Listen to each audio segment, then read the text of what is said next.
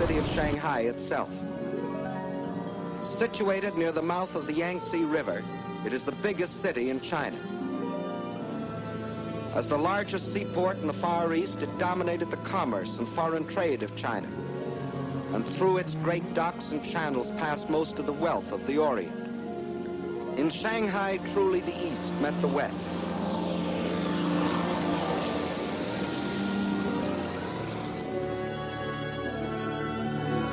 And within this city of 3.5 million Chinese was another city, the foreign settlement, made up of the French concession and the well-known international settlement. There, the various powers, including Great Britain, the United States, and Japan, had stationed detachments of troops, Japanese, British, French, and our own United States Marines, to assist the police of the Shanghai Municipal Council in the preservation of peace and order, and to protect the boundaries of the international settlement. These detachments were limited in size. The Japanese, secretly and in violation of all treaty agreements, had increased their garrison so that when fighting started on the border of their concession in August of 1937, they thought they were fully prepared for any eventuality.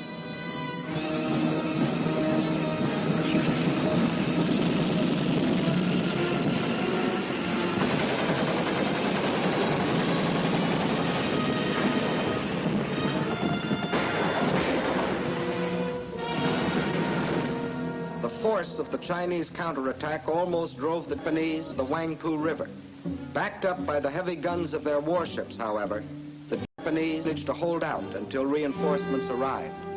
Japanese landings were then made in the vicinity of the Wusong forts and in Luho and Lotian on the Yangtze River north of Shanghai. The Chinese drew back to positions 5 or 10 miles inland, where they could secure some protection from the Japanese naval gunfire.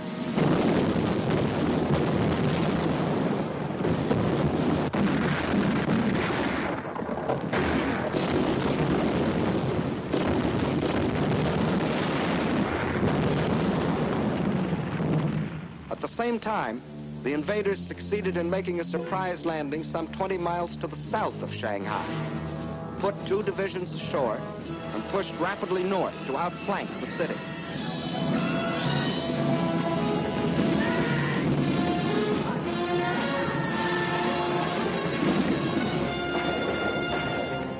The Chinese position was thus made untenable, and a withdrawal was ordered to the west and to the south, toward Nanking and Hangzhou. But only about half of the Chinese army that had fought at Shanghai was left to withdraw. Meanwhile, enraged at the very idea of anyone resisting the Imperial Japanese might, the Japanese took their vengeance upon the civilian population of the city, a city without guns or planes to defend itself, and deliberately slaughtered thousands from the air.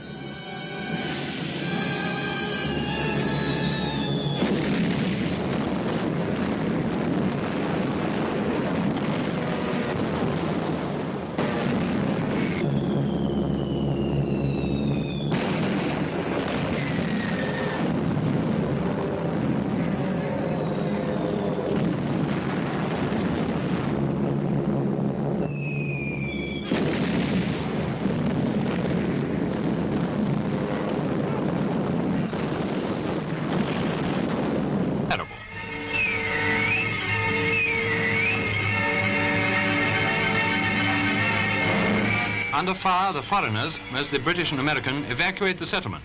They have their navies to help them out and take the women and children to safety. Only the men who must stay remain behind. Here are hundreds on their way to an American liner which will have to run the gauntlet of war in the Huangpu and the Yangtze before the war is left astern.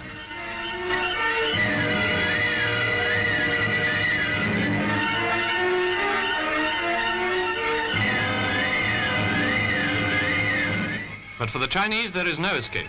Welcome back, and let's take a look at Shanghai, both in Temple of Doom and also the Great Circle, to get an idea of what the exact context of what 1930s Shanghai was like, as well as some of the influences on why it's so important to the lore of Indiana Jones, both in terms of its connection to Lao She, the opening short round, as well as the actual Battle of Shanghai that we encountered, which relates back to one of the early movies that absolutely influenced Indiana Jones and was regularly shown to members of the crew in order to get the tone of it. And so you can see it in the thumbnail of the two Indiana Jones looking figures, one of which is actually Alan Ladd playing a guy called Mr. Jones. So let's take a look. Now, on, I believe, Reddit, somebody was wondering how accurate the Shanghai level was to the actual history of it, and I mean, it's short of actually visiting there at the time of, it can be quite difficult to reconstruct it, because back then you only had limitations to how much you could record, what you could take photos of, right?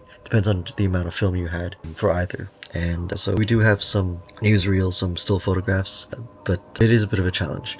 Now, that said, the Great Circle, as we see, is based off of certain aspects of what's surviving, what they could piece together in reconstructing Shanghai. And one of the first things that we could take a look at is the map, which we find, this burnt map. And overall, I would say that initially looking at the different road names, that I was actually able to manage to find the modern roads connected to them, and they are in fact real roads. The only difference is that they've been renamed. So originally this area was actually part of both at the edge of what's known as the Shanghai International Settlement, at least the map is, and I'll explain a little bit more why it's specifically the map, not necessarily the actual space you're walking through.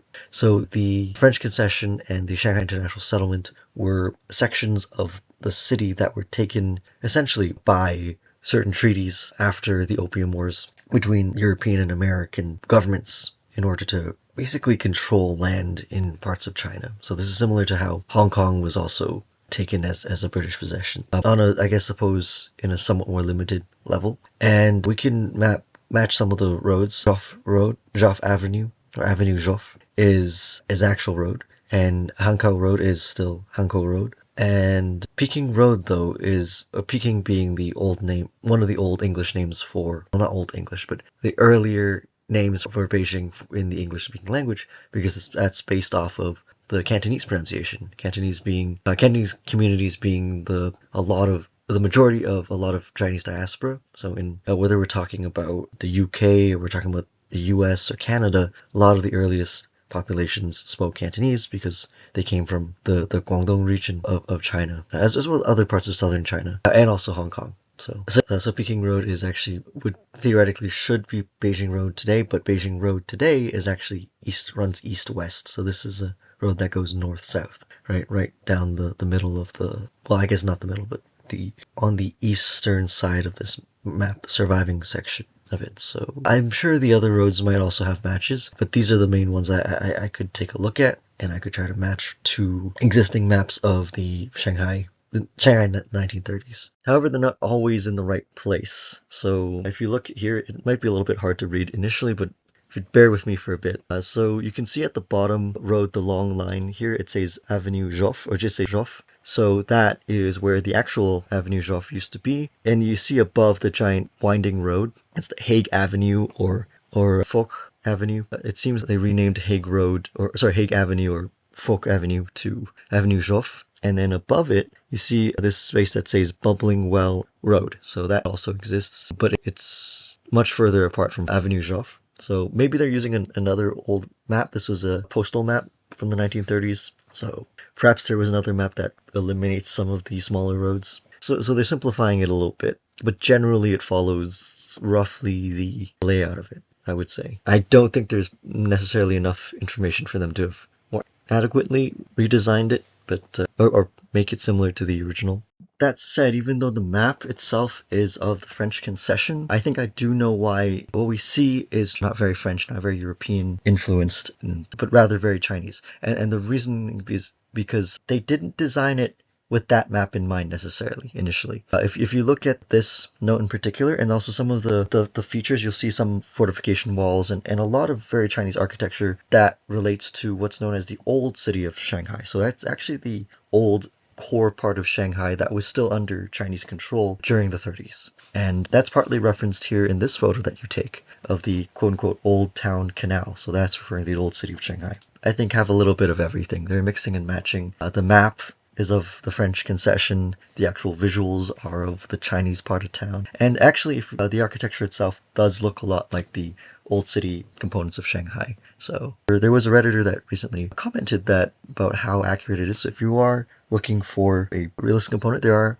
parts of Shanghai that still preserve these elements that you can visit if you'd like. So here's an old 1800s map of the old city of Shanghai. You can see that it's the actual city itself is encircled by, well, a circular fortification wall network of walls and watchtowers as well, which is some of what we see in the game itself as well, I believe. And a lot of the actual defenses, fortifications of the city itself, and the older buildings, were actually demolished and removed in the 1910s and as already. So by Indy's time, it would already have been, some good chunks of it would have been dismantled already for new, more contemporary constructions and the more European style buildings that are define parts of old Shanghai as we know it today. But some sections of it still survive. So here's one example with some of the fortification wall around it as well. And unfortunately, I don't know enough about Shanghai history or Shanghai itself, so apologies to anyone who's Chinese who knows a lot about Shanghai in the 1930s, but I do believe that some sections like this pavilion that you see in the game is actually influenced by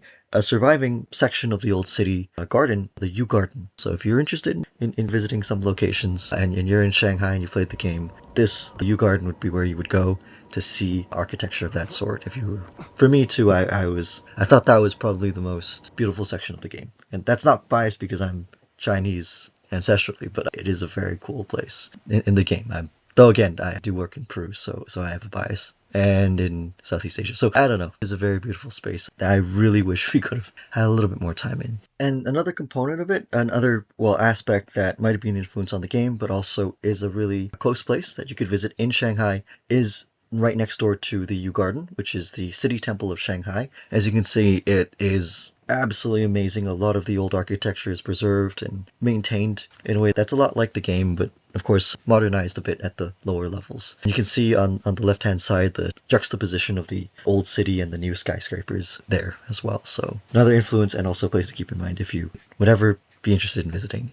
Now that said, while the areas that we're walking around in are more similar to the old city of Shanghai and the old temples and gardens I mentioned, when we get on the plane and we start flying around the city, then we actually see a lot of the more European influenced architecture of the period, and particularly this waterfront area that could actually be the Bund, which is a waterfront area that was a part of the international settlement of Shanghai that we are flying through and we almost crashed into at one point as well. And that's actually a place that has a lot of the old architecture still preserved. So it is also a place that can be visited where you can see some of the remaining architecture of this time period. And sorry, just to add to what I said, I did figure out the reason why what you see is primarily the old city of Shanghai being attacked. And something I should have caught when I was initially recording is that the reason being that the international settlement was largely protected. So Imperial Japanese attacks focused mainly on the Chinese side. So the international settlement was left untouched mostly. And in fact, it was defended by a mixture of European and American forces in the international settlement. So on the American part of the international settlement, they also had the China Marines act as defense and security for the settlement itself, even after Japanese capture of Shanghai. So I actually found an interesting image that seems to be of several members of the China Marines, the Americans, that seem to be turning away Japanese soldiers as they're trying to enter or encroach into the settlement area. Very strange, very, I think, unique stories left to tell about Shanghai during this period.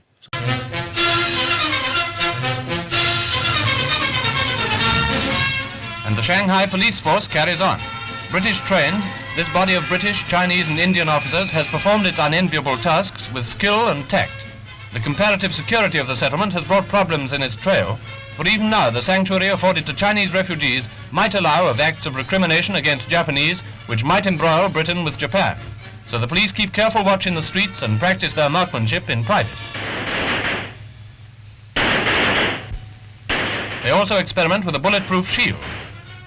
War goes on in China. Each side draws in its belt and hardens. The fictionalized version of the map that we see in the game, what we're actually doing is we're going down here roughly maybe at the edge of the international settlement and going around the old Chinese city shown here, and then getting on the plane that flies towards where the Wangpu River is, and we're going, I think, probably should be going north upwards, because we're going back in towards some of the buildings of the international settlement. There's also this illustration of this drawing of Shanghai before the war, and you have this giant monument, and it was a monument. It no longer exists in Shanghai, but it was actually a World War I monument, or the Angel of Peace Memorial, and events would occur there in remembrance at the time. But unfortunately, this monument didn't survive after the Second World War. It was one of the unfortunate victims of the war. So just symbolically very a little depressing. World War I monument destroyed because of World War II. Pre-war Shanghai in the 1920s, 1930s was a very complex place. On the one hand, you have these concessions that basically divvied up Chinese territory into little smaller enclaves, had their own police force, which is not always a great idea, right? These concessions made it a very multicultural place, a major economic hub in many ways, but also it's been characterized as a place of danger, of crime, political tensions, both within the Chinese government and among people who were not happy with the Kuomintang government, as well as and discontent with the foreign occupation of different parts of Shanghai. So on the one hand, it was viewed as sort of this paradise, Paris of the East, or the Pearl of the Orient, which it shared with Hong Kong, of course, but it's also been more derisively referred to at the time as the something of the Orient, which famously led to the cancellation of a game that was called that, and that would take place in Shanghai, which maybe it was titled in a way that made people didn't really like, but the concept of the game would have covered being a police officer in this environment, which would have been quite interesting. But anyways, that's a bit of an aside. But we are talking about video games after. And so it has these multiple faces to it. And even though times have changed a bit in terms of maybe current generation's understanding of that time period, it still influences us today in the arts, in a lot of popular media, whether we're talking about Indiana Jones and the Temple of Doom and the opening scene in Club Obi-Wan, or whether we're talking about Mummy, Tomb of the Dragon Emperor, which also has John Carnahan in Shanghai and trying to make money there, or Batman of Shanghai more recently, or The Legend of Korra. They're all really echoing and evoking this unique time period in China's history, and in this unique blend of Eastern and Western traditions and architectural styles, and even more so than, let's say, Hong Kong, which also has very heavy British influence, of course, because it was a British possession for such a long time. But Shanghai has this unique character to it that's very distinct and is very much in Hollywood. American cinema and cartoons, it has this very unique imagery and unique idea to it, just like Chicago in the 1920s, 1930s, or Vegas as being this iconic city. Shanghai in popular media also has this cachet as this strange, unique, sometimes exotified, but also familiar enough to make it a definite place to play stories in, right? That is equally unique and iconic as any of the other cities I mentioned. So given the city's characterization as both culture and nightlife, crime, and political and social tensions, it's the perfect place for us to see in India in Temple of Doom. But does something like Club Obi-Wan exist? Right? We see Club Obi-Wan in Shanghai basically blown to bits, but what about any real-life analog?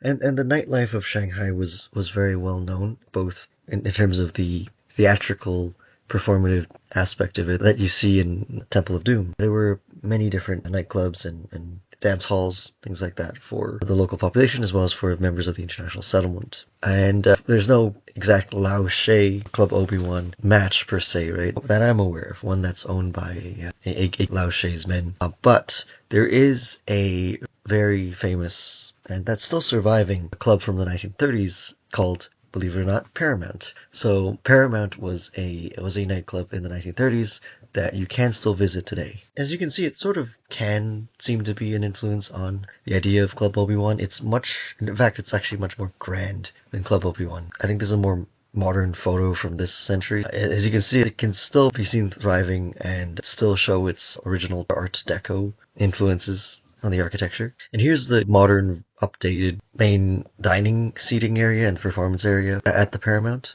And again, you can see on the ceilings and some of the walls, you can see that it still preserves the Art Deco designs, though I think that the tables, of course, have been updated a little bit, and it actually blows Obi-Wan out of the water. Club Obi-Wan looked more like a generic restaurant, really, in comparison, though, unfortunately. And for those of you familiar with Bruce Lee movies, Shanghai is also the setting for the Fist of Fury, and that whole scene of the no dog and no Chinese allowed is a direct reference to how in the international zone, all these European concessions in the region that were the result of past treaties, unequal treaties because of wars between China and these foreign governments, that they did implement policies that did prevent non-foreigners, as they say. So on the left-hand side, you have the real regulations, which really word it in a roundabout way by saying non-foreigners are not allowed in this park, or dogs are also not allowed. So it's sort of, the movie Fist of Fury simplifies it a bit, but essentially they did actually ban Chinese people in China from parks in this zone. So, which is unfortunate, including like children unaccompanied by foreigners are not allowed in Reserve Garden. So if you had children and it was accompanied by, I guess, a Chinese adult, you wouldn't be allowed there. Have to be a foreigner. So it's a little. And the police at the time, the ones I mentioned earlier, these police forces of these concessions would be instructed to essentially kick Chinese people out if they tried to go and enter. And arguably because of this history, Shanghai was and is one of the most famous and known cities in China. A lot of Hollywood movies in the 1930s, 1940s did feature Shanghai in one way or another, including before the war, but also during the war, when it became a concern and an interest of folks in Hollywood and also in the government to talk about the effects of the Japanese invasion of China through newsreels, but also through propaganda films. During this period also had a reputation as also being a place of crime and danger in some cases because of all these different European concessions, tensions between within the Chinese government politically, as well as and discontent with these foreign occupation and organized crime. So that also led to the development of some of the early point shooting tactics and strategies that were employed in World War II later on in the European theater, particularly because William Fairbairn and A. Sykes published their Shooting to Live book, which is a point shooting book. So point shooting is instinctive shooting. It's not all of it's accepted very well these days and often critiqued, but it's more focused on shooting center of mass instinctively by placing it in front of your chest or in front of your nose. Those kinds of strategies which were born out of, I guess tactics would be a better description, but it would be born out of their experiences as part of the British side of things in the Shanghai Municipal Police Force. That's it. Look out for this corner. Down low. Get your gun out. There. All right. All clear. Go ahead. Take it easy now. Look out for this. Quiet now. That's it. Okay. Keep your eyes open.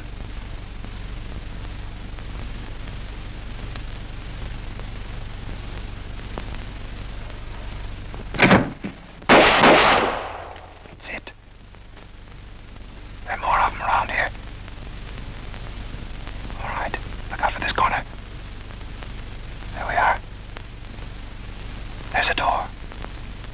All right, now. Kick the door down. And when you do, get him. That's right. Look out for this flooring. It's bad. Don't fall now.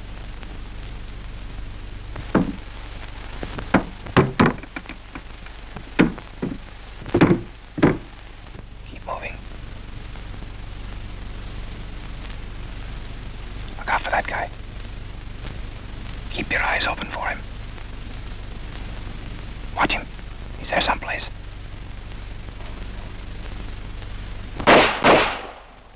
That's right. around here, so don't relax. Look around. There's one. Another one. Right.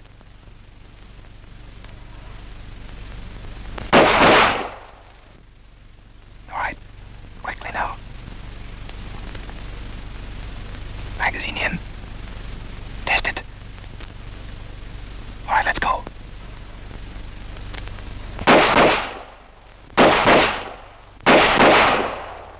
And both figures are a major component in World War II combatives to some extent, because they also published another famous book called Get Tough, which I covered in my World War I, World War II, Indiana Jones, what's the history of the fighting style of Indy. So that's also a major component that Shanghai and experiences of people living there influenced on a broader scale as well. And so think about, I guess in another way, you can think of it like Chicago in the 1920s, 1930s, but instead of prohibition, it's more motivated by political tensions, by social inequalities, essentially. Which I guess is also a component of Chicago in the 1920s, 1930s, especially given the both prohibition and then the Great Depression. But so Shanghai also holds a unique place in having that similar reputation in that period as New York or Chicago. That's something also that's featured in a lot of the popular media adaptations I mentioned, The Mummy, and also Legend of Korra, of course. And so I already mentioned the influence of like Get Tough, or All in Fighting as it was originally called in Britain, by Fairbairn, who was a Shanghai Municipal Police Force member. But police officers in Shanghai also published Chin Na Fa, so the art of seizing and grappling, in 1936 as well. So this is, again, underlying the fact that both Shanghai was a place where a lot of books would have been published too, so that might have been a component to it, but also fundamentally a place where there was this interest in martial arts as well. As you can see from the few of the photos of this Chin Na book, it is a very, or in Cantonese it become, it's a very much more no-nonsense version of things. No fancy outfits, it's very much just a manual of methods that were employed back then. It was a period where it's very much characterized by a lot of underlying tension, so a veneer of, well, not veneer, like it's on the surface a party paradise of sorts, a place for dancing, drinking, experience the arts, but there was an underlying side of tension beneath it. So for folks that were involved in the more political or economic side of life. And so by the 1930s, the first incident when the Empire of Japan attacked Shanghai, that is what's known as the Shanghai Incident in 1932. So the Temple of Doom, you might hear Indy talking about how he met Short Round and he caught him pickpocketing him in Shanghai, and he'd lost his parents during the bombing of Shanghai. So while the battle itself that we know of, that we see in the game, takes place in 1937, the incident that killed Shorty's parents was this 1932 Shanghai incident. And to set the stage for this 1932 Shanghai incident, what happened was that by 1932, there was a large population of Japanese living in the Shanghai International Settlement, even though it began as a British and American thing, separate from the French concession. The number of Japanese in the Shanghai International Settlement grew to a much larger size by 1932, that there were tensions between the Japanese in the international settlements and the Chinese in Shanghai. And when the Japanese invaded Manchuria, there were protests, and one of which involved an argument between two Japanese and a group of protesters, tossing back and forth anti-Chinese and anti-Japanese rhetoric. And as the story goes, two of the Japanese arguing with them were killed by the protesters. That then created an international incident. The Japanese army got involved and fought the Chinese army in the international settlement area, leading to eventually the League of Nations, the predecessor of the UN, to call for a ceasefire eventually, but not until after a large number of people died. Estimates are that on the Chinese side, there were in total around 14,000 people killed, and roughly around 3,000 or a little bit more than that of Japanese soldiers. So that certainly set the stage for it. That is the incident that led to the death of Short Round's parents. And by 1937, as the Japanese started to invade into China, the Battle of Shanghai ended up being the longest battle of the Sino-Japanese War, lasting for about 3 months in total, through multiple phases. It is also sometimes considered to be one of the first battles of World War II, though I would say probably the initial engagements with the Chinese forces as they entered China would probably be technically the first battle. But it's arguably the first sustained battle of the World War, considering that Sino-Japanese War occurred just before the European theater began, the initial invasion into Poland in particular. And it's one of, if not the earliest instances of the urban street-to-street fighting that defines World War II. So unlike World War I, where it was very much trench warfare within static lines that moved just a few kilometers back and forth. Mobile warfare is often attributed to the use of blitzkrieg by the German forces in World War II, but it's also was fundamentally a component of this engagement in the Battle of Shanghai. It wasn't just fought in entrenched positions, but street-to-street fighting. And what's interesting about that is that a lot of Chinese soldiers were trained by the Germans, despite the Japanese and the Germans in World War II being on the same side prior to the Second World War, and for a long period of time from before World War I into World War I, after World War I, China did have relatively amicable relationships with the German government. So this is before the rise of the Nazis, and they ended up training a lot of Chinese army at the time. So, which is why you also see Chinese soldiers with German equipment, which also creates a very awkward dynamic, right? Not in Shanghai, but for those who are familiar with Nanking, one of the major figures in that conflict that bore eyewitness to the atrocities there was John Rupp, who was a German and at one point a Nazi party official before he realized what was going on, and he was not only when he tried to bring evidence of Nanking back to Nazi Germany, thinking naively that the Nazi government would care, the Gestapo interrogated him instead. So it's sort of very much, this Battle of Shanghai was the start of kind of the dissolution of any remnant connections between the Chinese and the Germans, as